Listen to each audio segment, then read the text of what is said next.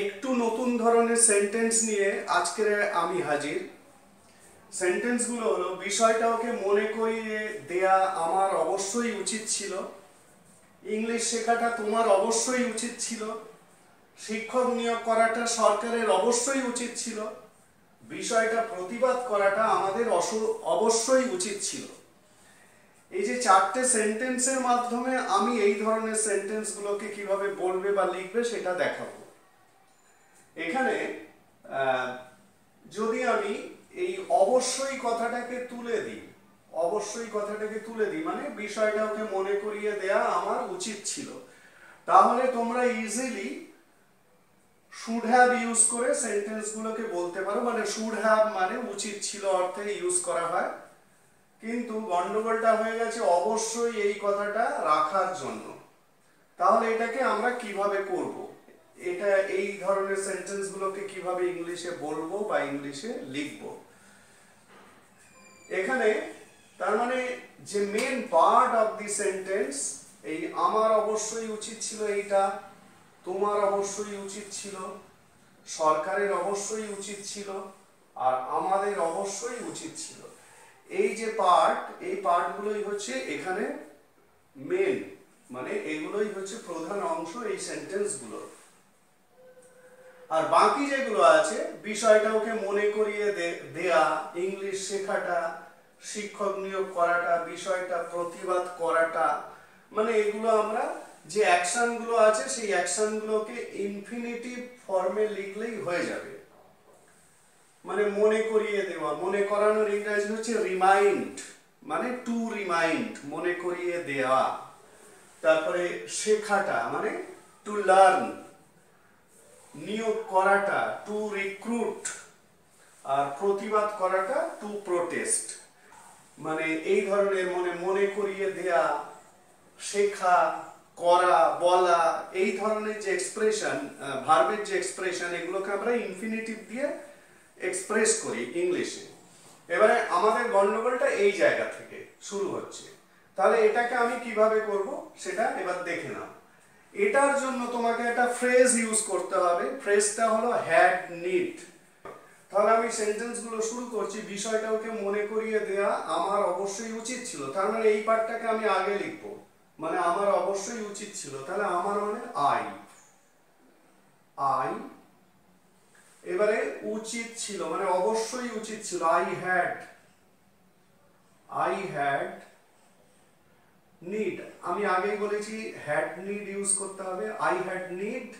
এবারে to, I had need to, কি উচিত ছিল, মনে করিয়ে দেওয়া, মানে রিমাইন্ড মানে মনে করিয়ে দেওয়া। এই ইংলিশটা মনে রাখবে, রিমাইন্ড মানে মনে করিয়ে দেওয়া, আর রিমেম্বার মানে মনে করা। তাহলে মনে করিয়ে দেওয়া, রিমাইন্ড কাকে না ওকে, হিম, রিমাইন্ড হিম, কি না বিষয়টা, মানে অফ দি ম্যাটার, বিষয়টা, বোঝা গেল? অফ দি ম্যাটার মানে বিষয়টা।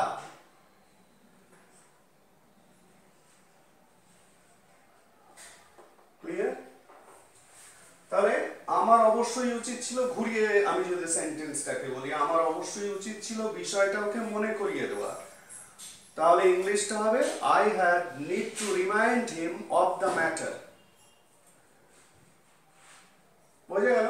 একইভাবে পরেরটাও ইউজ হবে, তারপরেরটাও ওই একইভাবে, এবং লাস্ট ওয়ানটাও একইভাবে আমরা করব। ইংলিশ শেখাটা তোমার অবশ্যই উচিত ছিল, এই যে এক্সপ্রেশনগুলো, এগুলো কিন্তু আমরা আমাদের ডেইলি স্পোকেন বা এভরিডে স্পোকেনে সবসময় বলি। এখন গন্ডগোলটা এই জায়গাতে শুরু হয়ে গেছে, মানে অবশ্যই কথাটা এখানে রাখার ফলে। যাই হোক, সেই অসুবিধাটা আজকের থেকে আশা করি দূর হয়ে যাবে। তাহলে ইংলিশ শেখাটা তোমার অবশ্যই উচিত ছিল, কি হবে, তোমার উচিত ছিল, মানে তোমার অবশ্যই উচিত ছিল, মানে you had need to, learn, কি শেখা, ইংলিশ।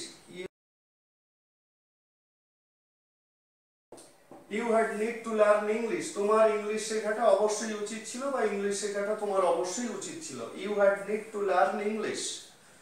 নেক্সট হচ্ছে শিক্ষক নিয়োগ করাটা সরকারের অবশ্যই উচিত ছিল। এখানে সরকার বলতে আমি অল গভর্নমেন্ট এরকম বলছি না, কোন একটা পার্টিকুলার সরকার, তার মানে দি গভর্নমেন্ট এইটা ইউজ হবে। দি গভর্নমেন্ট GOVT লিখছি, had,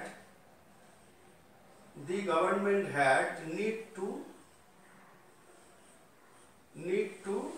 recruit মানে নিয়োগ করা, মানে গভর্নমেন্টের অবশ্যই উচিত ছিল, কি উচিত ছিল, নিয়োগ করাটা, মানে টু রিক্রুট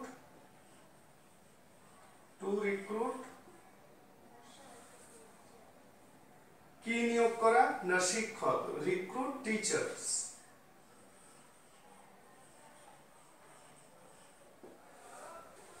তাহলে শিক্ষক নিয়োগ করাটা সরকারের অবশ্যই উচিত ছিল। ইংলিশটা কি হবে, the government had need two recruit teachers. বোঝা গেল?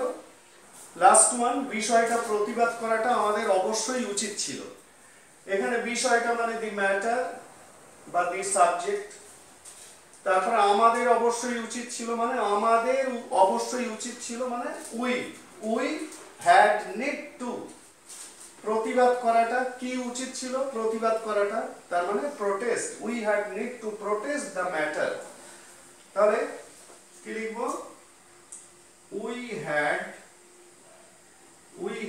নিড টু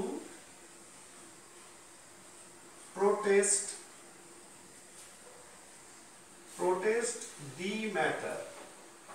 বিষয়টা আমাদের প্রতিবাদ করা অবশ্যই উচিত ছিল। বোঝা গেল? তাহলে অবশ্যই উচিত ছিল এই ধরনের এক্সপ্রেশনকে ইংলিশে কিভাবে বলবে, had need two. Had need two এই ফ্রেজটাকে ইউজ করবে, হ্যাড নিড আসল হলো হ্যাড নিড, এই ফ্রেজটাকে ইউজ করবে। তাহলে সেন্টেন্স স্ট্রাকচারটা কি দাঁড়াচ্ছে, প্রথমে সাবজেক্ট বসাবে, তারপরে হ্যাড নিড এইটা বসাবে, তারপরে টু, এখানে টুটা বসিয়ে দিলাম, তারপরে ভার্বের বেস ফর্ম বা প্রেজেন্ট ফর্ম। এরপরে তুমি যে অংশটা লিখতে চাইছো মানে সেটা অবজেক্ট হতে পারে বা আদার্স হতে পারে, আমি আদার্স লিখে দিচ্ছি। এইটা হলো সেন্টেন্স স্ট্রাকচার, প্রথমে সাবজেক্ট, তারপরে হ্যাড নিড টু, তারপরে ভার্বের প্রেজেন্ট ফর্ম, তারপরে আদার্স। বোঝা গেল? তাহলে এই ধরনের সেন্টেন্স গুলোকে এই স্ট্রাকচার অনুযায়ী, মানে এই ধরনের সেন্টেন্স গুলোকে এই স্ট্রাকচার অনুযায়ী তোমরা বলবে বা লিখবে।